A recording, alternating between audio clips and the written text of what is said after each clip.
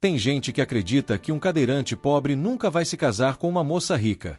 Dizem por aí que o amor tem limites sociais, que felicidade é para quem tem mobilidade e saldo positivo no banco. Mas e se eu te disser que essa história vai quebrar essas crenças uma a uma, como quem derruba muralhas com o som de um simples coração esperançoso? Sim, o que você vai ouvir agora não é apenas mais um conto de superação e fé.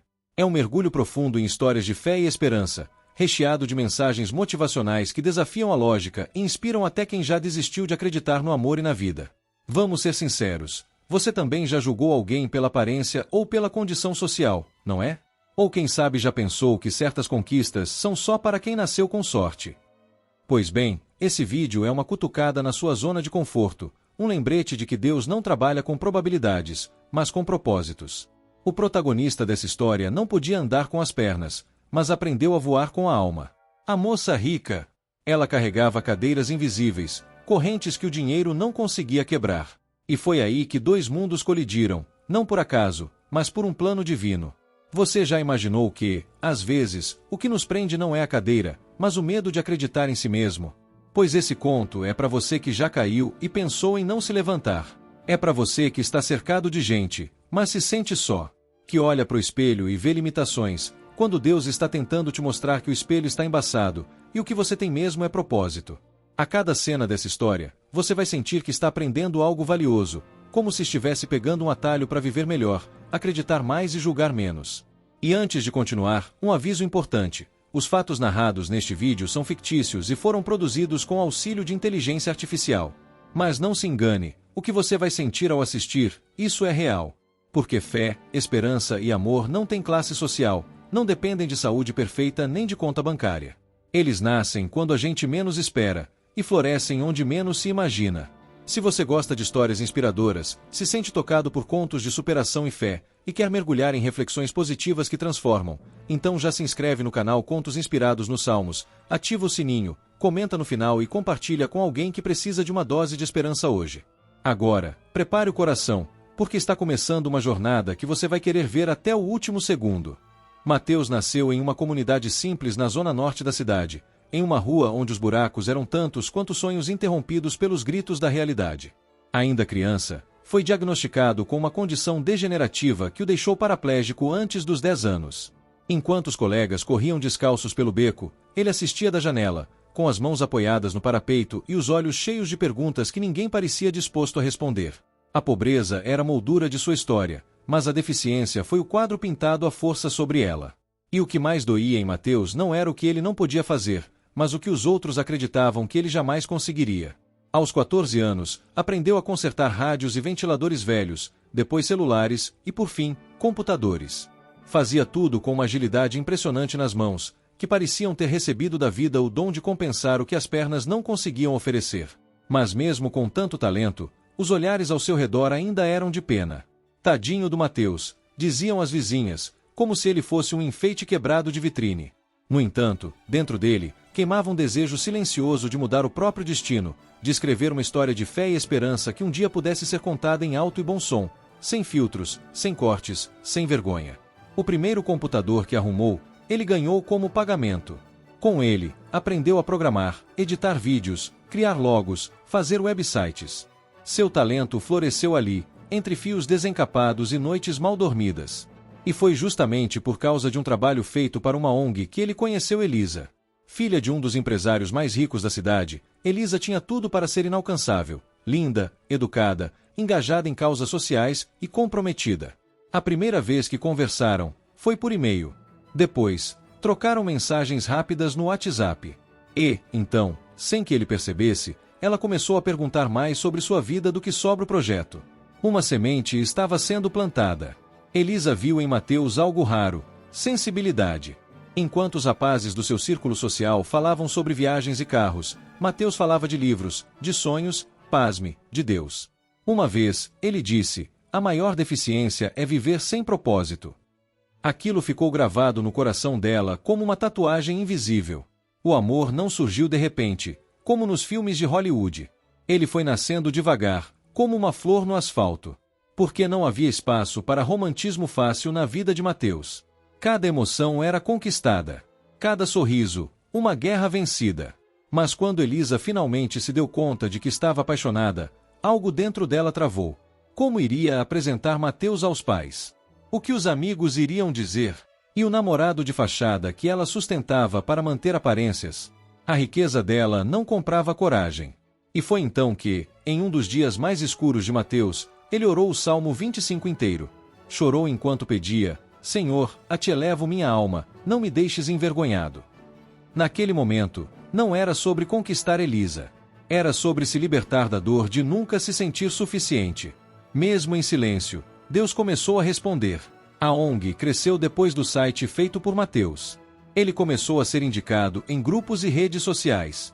Conseguiu mais trabalhos e até foi chamado para dar uma entrevista em um podcast local. Elisa assistiu em segredo, emocionada. Viu ali não só um homem de fé, mas um líder. E então ela se perguntou: será que o problema está nele, ou em mim? Foi aí que ela percebeu que sua riqueza não a tinha protegido do orgulho. E a partir desse dia, tudo começou a mudar. Na escola da vida, às vezes a lição mais difícil é desaprender o que a sociedade ensinou. Elisa estava pronta para confrontar suas próprias correntes, mas isso teria um preço. No entanto, antes que ela tomasse qualquer atitude, Mateus tomou uma decisão que ninguém esperava. E é exatamente isso que você vai descobrir no próximo tópico. A escolha que virou a chave não só da vida dele, mas de tudo ao redor. Mateus decidiu se afastar. Não porque deixou de sentir, mas porque começou a entender o valor do próprio coração.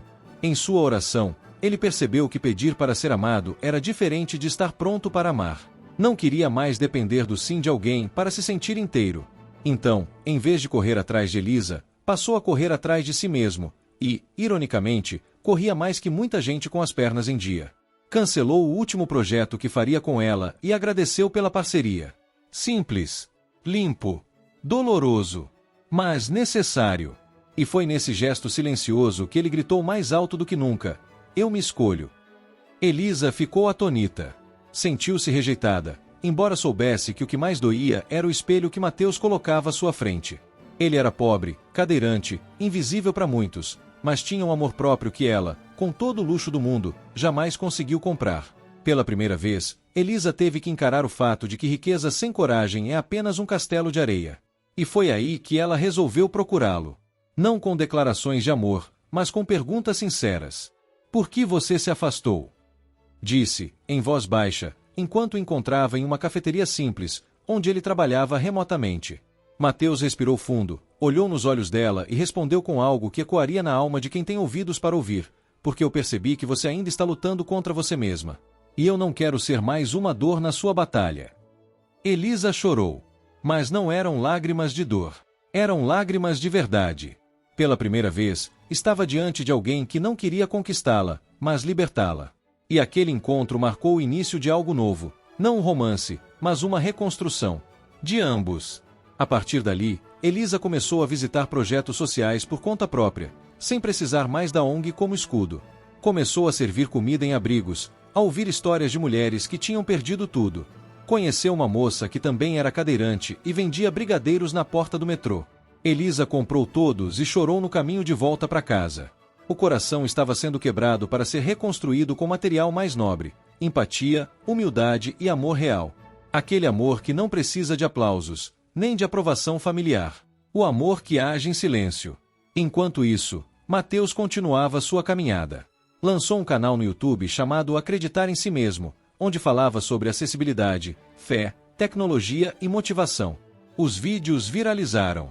Muita gente começou a segui-lo não por pena, mas por inspiração. Ali, ele dizia frases como: se o chão te falta, crie asas com a fé. Nem sempre Deus cura as pernas, mas Ele sempre fortalece a alma. Frases simples, mas cheias de sabedoria, que começaram a transformar vidas. Em um dos vídeos, contou a história de uma senhora que vendia pamonha e, mesmo com 3 filhos pequenos, estudava à noite para ser assistente social. Aquilo tocou Elisa profundamente. Porque o que Mateus fazia não era apenas dar voz à minoria.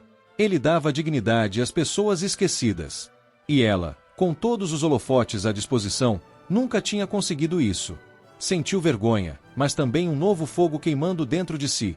Ela queria fazer parte da transformação, e não apenas assistir de camarote. Então ela escreveu uma carta. Sim, uma carta à moda antiga. Nada de emojis, nada de indiretas. Foi sincera, transparente e ousada. Pediu perdão. Contou sobre seus medos, suas fraquezas, seus dilemas.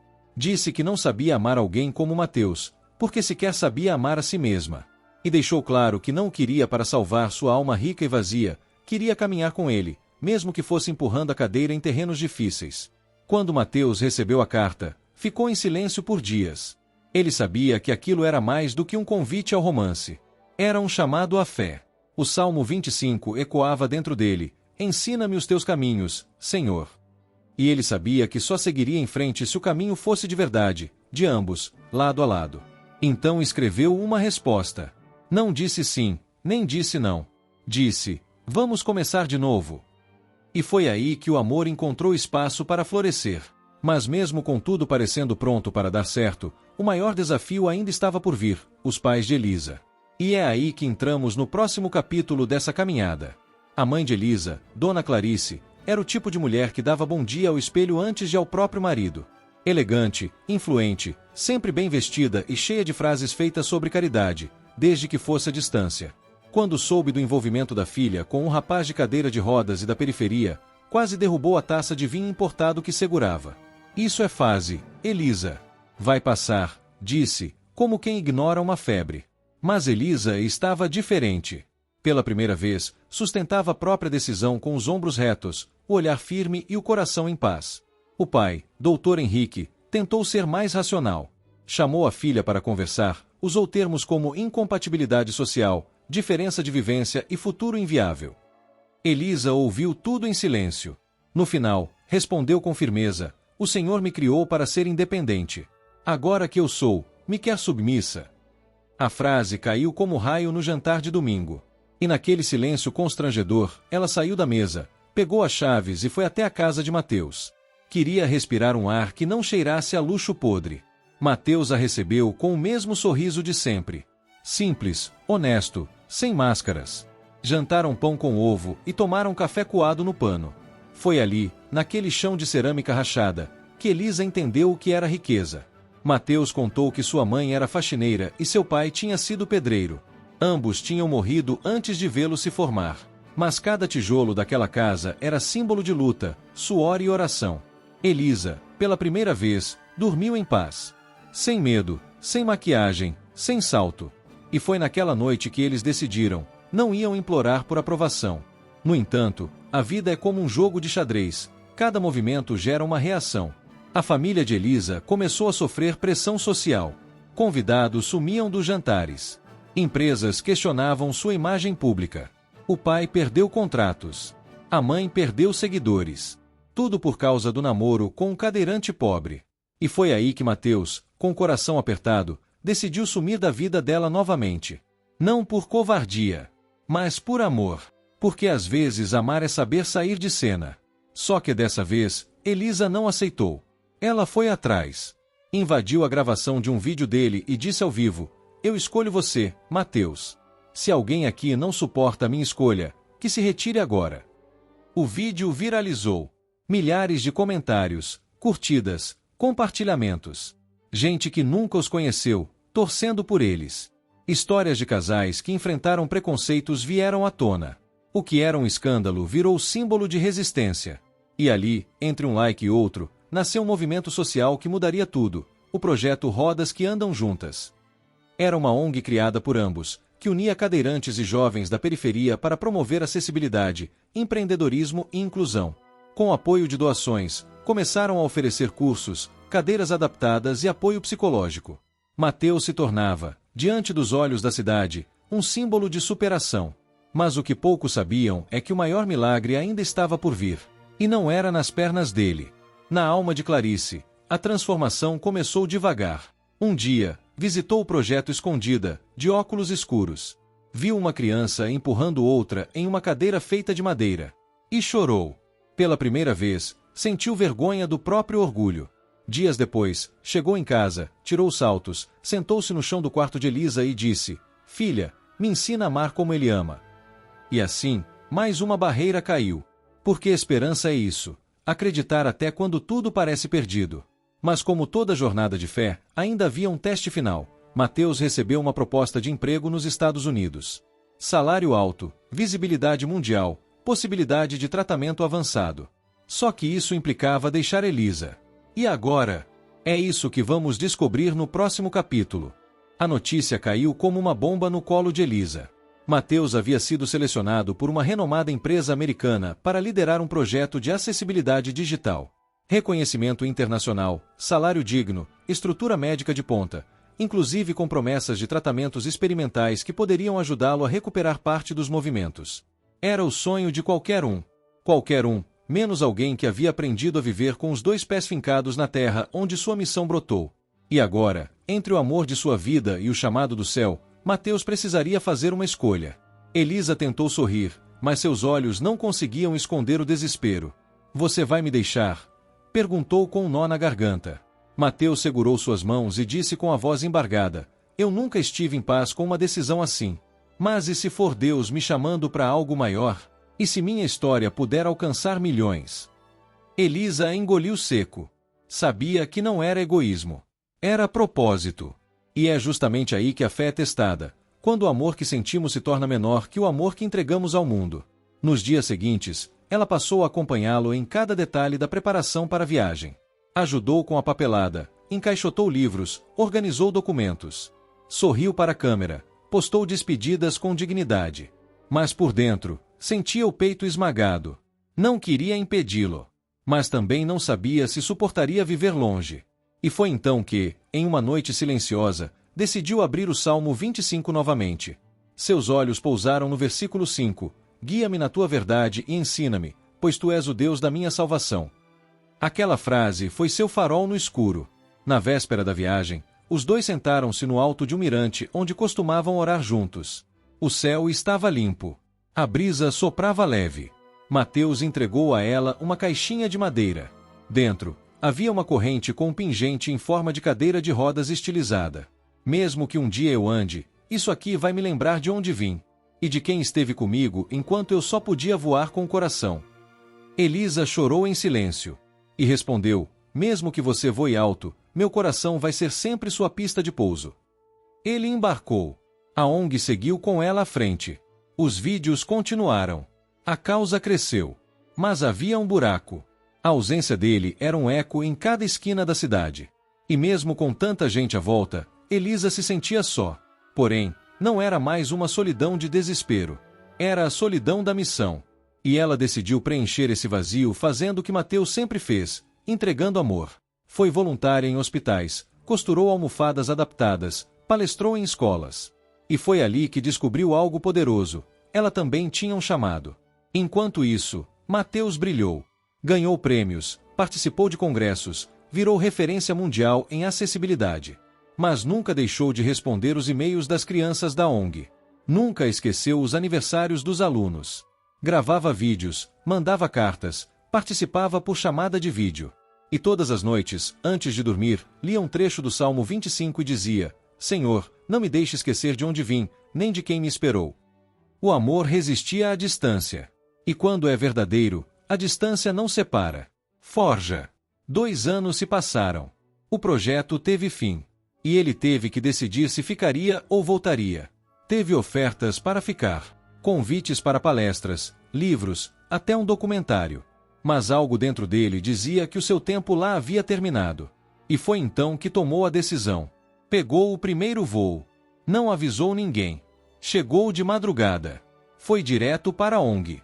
Sentou-se na cadeira de sempre. Esperou o sol nascer. E quando Elisa chegou, com os olhos cansados de saudade, ele sorriu e disse: Posso voltar a ser seu chão. O reencontro foi silencioso. Não houve beijos de cinema, nem fogos de artifício. Apenas um abraço demorado, molhado de lágrimas que não precisavam de tradução. O amor deles tinha evoluído.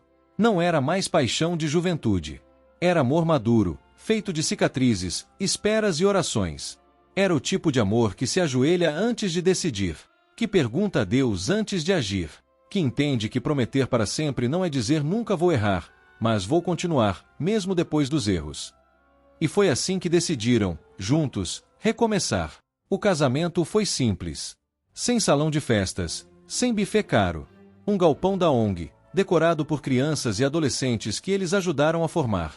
As flores foram doadas. O vestido, emprestado. A cadeira de rodas, polida como prata. E quando Elisa entrou, conduzida pelo pai, todos os olhares se voltaram para a redenção. Porque Dr. Henrique, agora convertido, dizia em alto e bom som: minha filha me ensinou o que é o amor. E esse homem me ensinou o que é dignidade. A mãe, Clarice, estava ali também. Sem maquiagem, de tênis, com o coração limpo. A festa foi com cuscuz, tapioca e suco de caju. Os presentes, todos convertidos em doações para construir mais uma unidade da ONG. A música, ao som de coral formado por jovens com deficiência. E o momento mais marcante foi quando Mateus levantou-se da cadeira com auxílio, deu 3 passos e disse: esses não são os primeiros passos da cura. São os primeiros passos da gratidão. E o salão veio abaixo. Aplaudiram de pé, todos, inclusive os que precisaram ficar sentados, porque o coração deles se pôs de pé. A história deles virou documentário, sim. Mas não estrelado por artistas famosos. Estrelado por pessoas reais. Com voz, cicatrizes e fé.